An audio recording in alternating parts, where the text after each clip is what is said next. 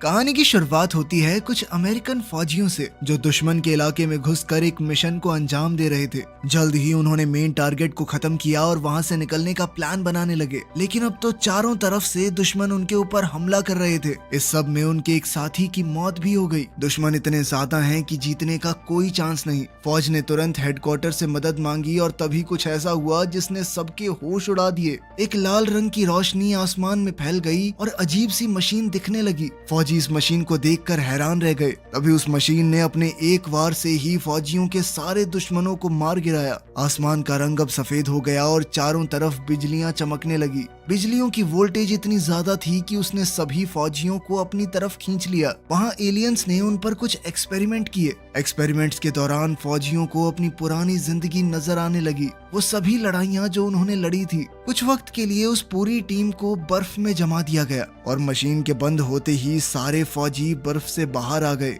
उन्हें कुछ भी समझ नहीं आया कि उनके साथ हुआ क्या। उन्होंने उल्टी करके सारा लिक्विड अपनी छाती से निकाल दिया, क्योंकि जैक्स ने कहा था कि ऐसा करके वो अपनी जान बचा सकते हैं, लेकिन उसे ये सब कैसे पता ये वो भी नहीं जानता। उन लोगों को समझ नहीं आ रहा था कि आखिर वो कहाँ पर हैं। उन्हें ऐसा लगने लगा कि शायद रशियन या चाइनीज फौज ने उन्हें किडनैप कर लिया है, पर मशीन के अंदर जिस तरह के निशान थे वो धरती के लोगों के लग ही नहीं रहे थे। तभी रेयस को एक प्लेट दिखी जिसमें उसका और उसकी यूनिट का नाम लिखा हुआ है, लेकिन वो इस अजीब भाषा को कैसे पढ़ पा रहा था ये उसे भी नहीं पता। फौजियों ने जल्दी से अपनी बंदूकों में गोलियां भर ली। उन लोगों को सिर्फ अपनी आखिरी लड़ाई याद है, उसके पीछे का सब भूल चुके हैं वो। तभी उनके लीडर केली ने कहा कि इससे पहले हमें दुश्मन ढूंढ ले, हमें यहाँ से निकलना होगा। बाहर निकलते वक्त उन्हें एक दरवाजा नजर आया, लेकिन बार बार बटन दबाने पर भी वो नहीं खुला। तो सभी फौजियों ने अपनी पूरी जान लगाकर दरवाजे को खोल दिया। थोड़ी देर आगे चलकर उन्हें फिर से एक दरवाजा मिला जो बहुत बुरी तरह से बंद था।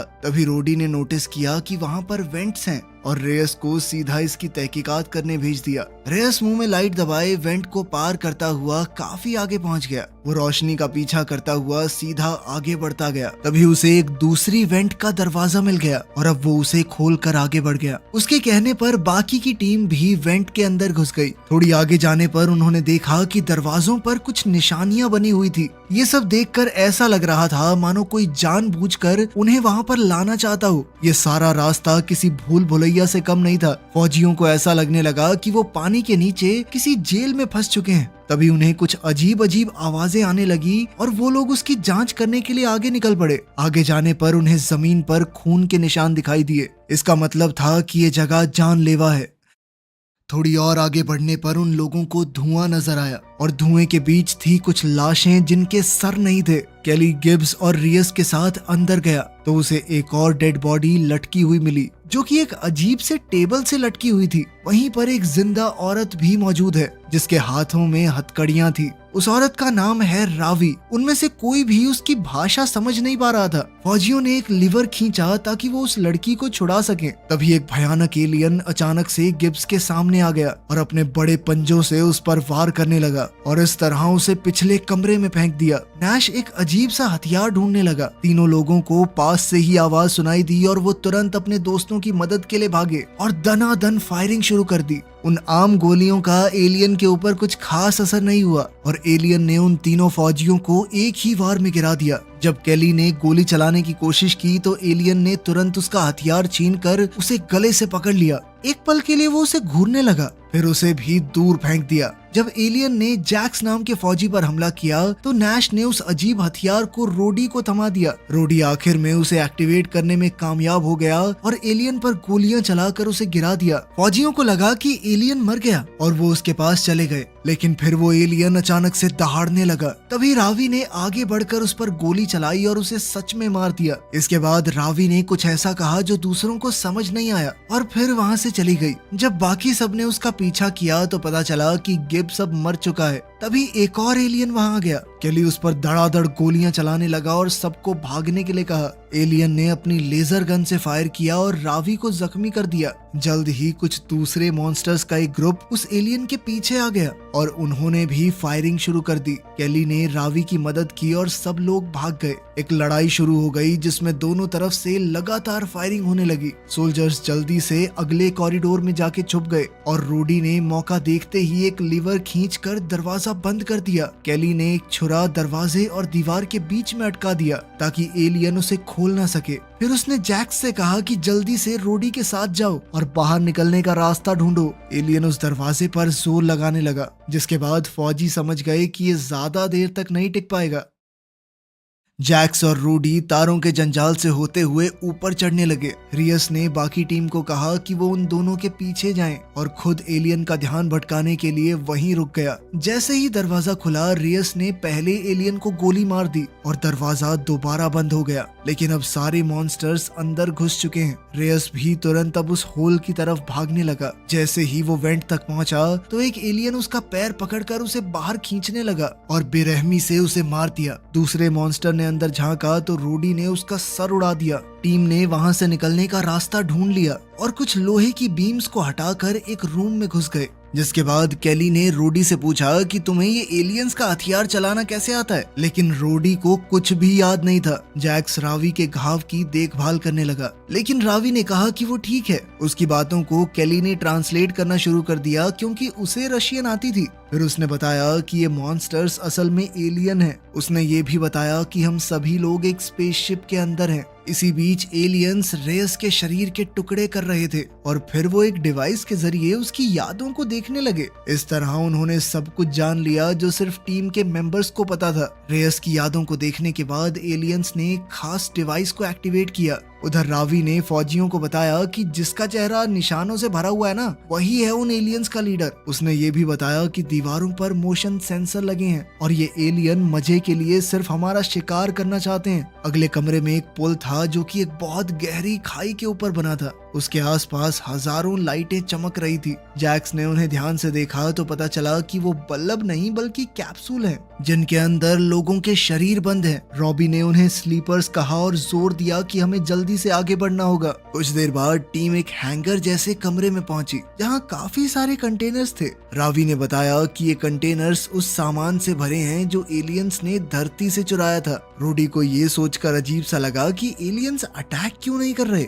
उसका अंदाजा था कि ये हमसे आगे जा चुके हैं, आगे से घेरेंगे हमें। केली उसकी बात से सहमत था और उसने कहा कि हमें लड़ना होगा। तभी जैक्स ने कहा कि मैं पता लगाता हूँ कहाँ पे हैं ये। वो हॉलवे में जाकर गाना गाने लगा ताकि एलियंस का ध्यान उसकी तरफ बढ़ जाए। जैसे ही एलियंस उसकी आवाज के पीछे आए तो जैक्स ने उन पर गोलियां चला दी। थोड़ी देर फायरिंग करने के बाद उन्होंने भागना शुरू कर दिया ताकि एलियंस उनका पीछा करते रहें। जैक्स कभी कभी पीछे मुड़कर गोलियां चलाने लगता, जिससे एलियंस का बिगड़ता तो कुछ भी नहीं था, बल्कि अब वो और गुस्से में आ गए। आखिरकार वो हैंगर तक पहुंचा और एलियंस को चिढ़ाने लगा ताकि वो उसके पीछे अंदर आ जाएं। जैसे ही वो उन सबको लेकर अंदर पहुंचा, नैश ने उनमें से एक के सर पर स्नाइपर से गोली चलाकर उड़ा दिया। फिर बाकी टीम भी चारों तरफ से बाहर निकली और सब एक के बाद एक गोलियां चलाकर एलियंस को एक एक करके मारने लगे। लेकिन जैसे ही सब कुछ खत्म हुआ, रॉबी कहने लगी कि ये सब कुछ बहुत आसान था, हमने इतनी आसानी से कैसे मार दिया उन्हें, कुछ तो दाल में काला है। लगभग 2 मिनट बाद ही कई सारे एलियंस हैंगर में घुस आए। टीम ने तुरंत फायरिंग शुरू कर दी, लेकिन इस बार एलियंस के पास बहुत मजबूत शील्ड थी, जिनकी वजह से नैश की एक भी गोली अपने टारगेट पर नहीं लगी। अब भागते हुए नैश एक के बाद एक उन कंटेनर्स के ऊपर छलांग मारने लगा, लेकिन देखते ही देखते वो अपनी टीम से अलग हो गया। सब लोग एक दरवाजे की तरफ दौड़े, लेकिन जैक्स की पीठ में ऐन वक्त पर गोली लग गई और वो मौके पर ही मारा गया। नैश ने दुखी होकर चिल्लाते हुए बदला लेने के लिए उस एलियन के सर में गोली दाग दी। बचे हुए 4 लोग हैंगर से निकले और एक कॉरिडोर में छुप गए। वहां से भी वो कुछ समय तक फायरिंग करते रहे। तभी रावी ने एक हैंडल ढूंढ लिया और दरवाजा बंद कर दिया। दूसरी तरफ से भी एलियंस आ रहे थे, इसीलिए टीम जल्द से जल्द वहां से निकल गई। अब वो सभी लोग एक टनल से स्लाइड करके नीचे गिरने लगे, जहां उन्हें एक पूल मिला जो हड्डियों और सड़ी गली लाशों से भरा था। वहां से इतनी गंदी स्मेल आ रही थी कि इन लोगों ने उल्टी ही कर दी। तभी ऊपर से किसी की आवाज सुनाई दी। जब रावी ने ऊपर देखा तो वो हैरान रह गई। वहां उसकी माँ आन्या थी, जिसने तुरंत एक रस्सी नीचे फेंक दी।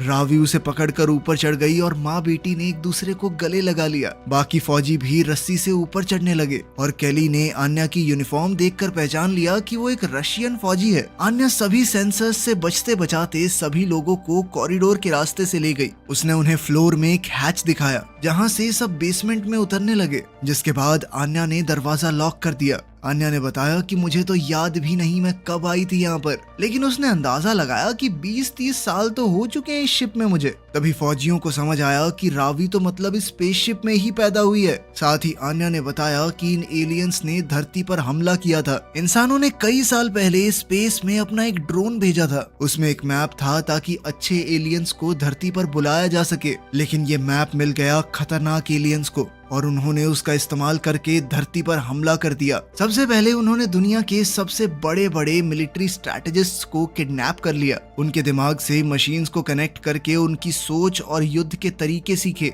इससे एलियंस को समझ आ गया कि आखिर इंसान किस तरीके से लड़ते हैं, जिसके बाद उन्होंने कुछ ही हफ्तों में पूरी धरती को बर्बाद करके रख दिया। एलियंस और इंसानों के दिमाग जब आपस में जुड़ गए तो पूरा फायदा सिर्फ एलियंस को नहीं हुआ, कई इंसान कुछ ऐसी चीजें सीख गए जो मतलब ही नहीं था कि उन्हें आती हो। आन्या के अंदर अब एलियंस को दूर से सुनने और समझने की ताकत आ चुकी है और उसे पता चला कि इस वक्त एलियंस अपनी शिप को ठीक करने की कोशिश कर रहे हैं। अगर वो इसे सही करके अपने प्लैनेट से बातचीत कर पाए तो और भी एलियंस वहां आ जाएंगे, इसीलिए उन लोगों को ऐसा होने से पहले ही इन्हें रोकना होगा।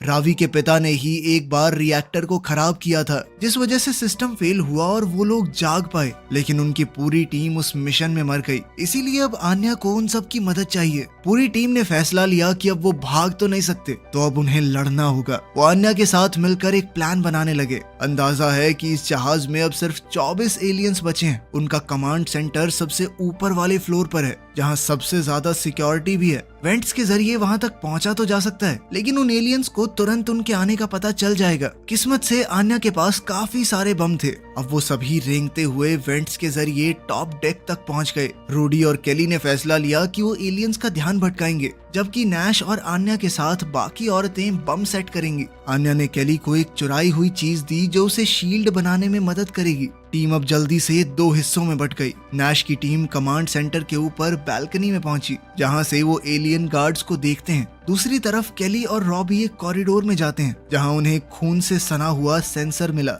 अब वो दूसरा सेंसर ढूंढने लगे, तभी एलियंस के पास उस सेंसर का सिग्नल चला गया। केली ने जानबूझकर सेंसर पर गोली चलाकर एलियंस को और भड़का दिया। कमांड सेंटर के गार्ड्स को तुरंत बुलाया गया, जिससे नैश की टीम को कमरे में घुसने का मौका मिल गया। जब बाकी गार्ड्स चले गए तो आन्या और बाकी औरतों ने बम लगाने शुरू कर दिए। तभी केली और रूडी को गार्ड्स के आने की आहट सुनाई दी और वो बिल्कुल चुप हो गए। जैसे ही सही वक्त आया, दोनों ने पीछे से गोली मारकर कुछ गार्ड्स को गिरा दिया, लेकिन जल्दी ही बाकी गार्ड्स भी आ गए और फायरिंग शुरू हो गई। केली ने अपनी शील्ड को एक्टिवेट किया, जिसने उसे और रोडी को थोड़ी देर तक बचाए रखा। एक एलियन अपने एक साथी को शील्ड बनाकर आगे बढ़ने लगा, जिससे केली और रॉबी को पीछे हटना पड़ा। वो दोनों एक दूसरे कॉरिडोर में छुप गए और फायरिंग चालू रही। तभी एक एलियन को अपने एक डिवाइस पर कुछ सिग्नल आया और उसने अपनी आधी टीम को दूसरी डायरेक्शन में भेज दिया। कमांड रूम में आन्या ने एलियंस के आने की आवाज सुन ली। केली और रॉबी ने रेडियो पर आन्या को चेतावनी दी, लेकिन वो लोग एक दूसरे कॉरिडोर में फंसे थे, इसीलिए उनके पास निकलने का कोई रास्ता नहीं था। जैसे ही केली ने दरवाजा क्रॉस किया, रॉबी ने पीछे से दरवाजा बंद कर दिया और कहने लगा कि तुम उन्हें बचाओ, मैं इनका सामना करता हूँ। रोडी अपनी लेजर गन से एलियंस पर पूरी ताकत से फायरिंग करने लगा, जब तक उसका हथियार खाली नहीं हो गया। फिर उसने अपनी बंदूक निकाली और एक एलियन के बिल्कुल पास चला गया। एलियन ने उसे उठाकर शील्ड के पार पटक दिया और रोडी दीवार से जा टकराया, लेकिन उस एलियन के चेहरे के पास जाकर उसने एक मौका देखा और तुरंत ही 2 ग्रेनेड्स गिरा दिए। कॉरिडोर में एक बड़ा धमाका हुआ, जिसमें वो और उसके आसपास के सारे एलियन मारे गए।